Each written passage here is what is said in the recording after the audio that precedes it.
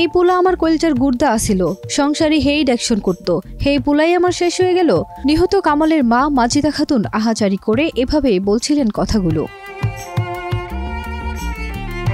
বৈষম্য বিরোধী ছাত্র আন্দোলনে যোগ দিতে গত ৫ আগস্ট বাসা থেকে বের হয়ে যান কামাল হোসেন। পরদিন সকালে তার দগ্ধ লাশ পাওয়া যায় ঢাকার ধানমন্ডিতে। তার পরনে থাকা গেঞ্জির পেছনে কামাল নামটি লেখা ছিল। সঙ্গে থাকা মুঠোফোন থেকে সিম বের করে স্থানীয় একজন পরিবারকে কল করে মৃত্যুর খবর দেন। নিহত কামালের বড় ভাই লিটন মিয়া বলেন, ৬ আগস্ট সকাল ১০টার দিকে কামালের খবর পায়। একজন ফোন করে জানান কামালের লাশ পড়ে আছে। লাশটা যখন পায় তখন পুড়ে সেদ্ধ অবস্থায় আসিল। শরীর কালো হয়ে গেছিল, মুখও কিছুটা নষ্ট হয়ে গেছিল। চেহারা দেখে চেনার কোনো উপায় আসিল না, কিন্তু তার পরনের গেঞ্জির পেছনে নাম লেখা ছিল। তার গেঞ্জি, প্যান্ট, মোবাইল দেখে আমরা চিনতে পারি। কামাল ময়মনসিংহের ঈশ্বরগঞ্জ উপজেলার রাজীবপুর ইউনিয়নের খুলিয়ারচর গ্রামের কৃষক হাসিমুদ্দিনের ছেলে। ৬ ভাইয়ের মধ্যে তৃতীয় ছিলেন কামাল। তার মায়ের নাম মাজিদা খাতুন। ২ বছর আগে কামাল বিয়ে করেন নোয়াখালী জেলার শারমিন আক্তারকে। ঢাকার লালবাগ কবরস্থান এলাকায় স্ত্রীকে নিয়ে থাকতেন কামাল। সেখানে একটি হোটেলে রান্নার কাজ করতেন তিনি, আবার কখনো রিকশাও চালাতেন। লিটন মিয়া বলেন, তারা শুধু লাশ পেয়েছেন।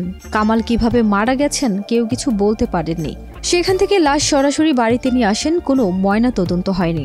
স্বজন ও পরিবার সূত্রে জানা যায়, অভাবের কারণে কামাল পড়াশোনা করতে পারেননি।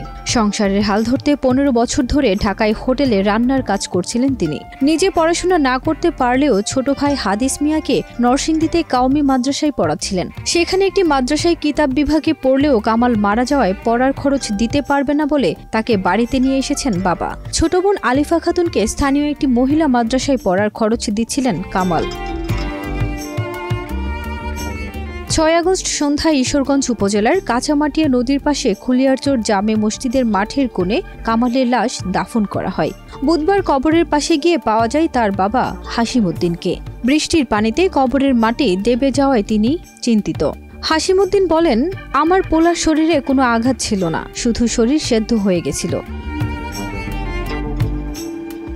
মানুষের জমিতে দিনমজুরি করতেন হাসিমুদ্দিন।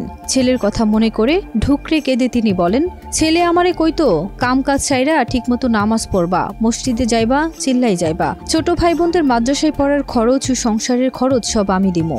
কিন্তু আমার সেই ছেলেই চইলা গেল। ছেলের কথা মনে হইলে জীবনটা বাইরইয়া যায়। সরকারের কাছে তিনি হত্যার বিচার চান। ফারজানা নিকিতা, দেশ রূপান্তর।